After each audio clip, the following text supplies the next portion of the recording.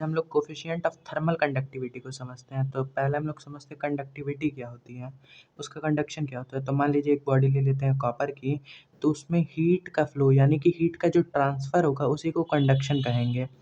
तो मान लीजिए एक क्यूबॉइडल शेप की बॉडी है जिसका area of cross section A है और इसके टर्मिनल के एंड के जो टेम्परेचर है वो T1 और T2 और T1 जो है वो T2 से स्लाइटली अबव है या फिर अबव ही मान लेते हैं और इस बॉडी की थिकनेस x है।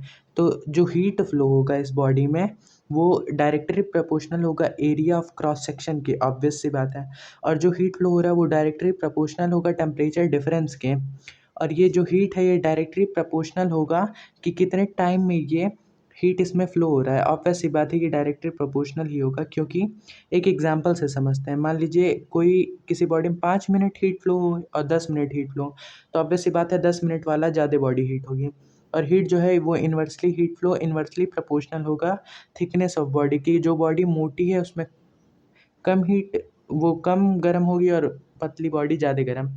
अगर इन सबको एक साथ मिला के लिखें तो वो कुछ इस प्रकार से इक्वेशन बनेगा कि area of cross section multiplied by temperature difference multiplied by time upon thickness इसका। अब यहाँ पे अगर हम एक एग्जांपल लें, एक बॉडी लेते हैं कॉपर की और एक ग्लास की। अगर हम देखें कि कॉपर और ग्लास दोनों बॉडी में टेम्परेचर डिफरेंस सेम है, इन दोनों का एरिया ऑफ क्रॉस सेक्शन भी अगर हम लोग सेम मान लें, दोनों में सेम टाइम तक हीट फ्लो कराया जाए, फिर भी हम देखेंगे कि दोनों का थर्मल कंडक्टिविटी सेम नहीं होगा।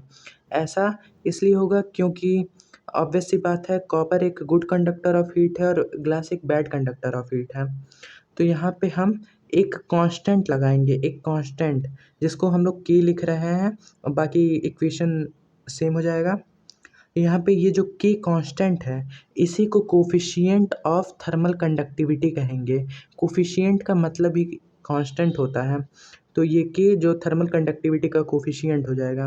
अब अगर हम लोग इसकी यूनिट को समझें तो उसके लिए पहले इक्वेशन बना लेंगे, Q is equal to Q X by A multiplied by temperature difference multiplied by time. तो Q का हम लोग जानते हैं हीट का एसआई यूनिट जूल हो जाएगा और x थिकनेस है तो मीटर स्क्वायर, ए का metre, area of cross section का और टेम्परेचर डिफरेंस का केल्विन और टाइम का सेकंड। मीटर से मीटर स्क्वायर को काट देंगे, ये यूनिट आ जाएगी इसकी जूल पर मीटर पर केल्विन पर सेकंड।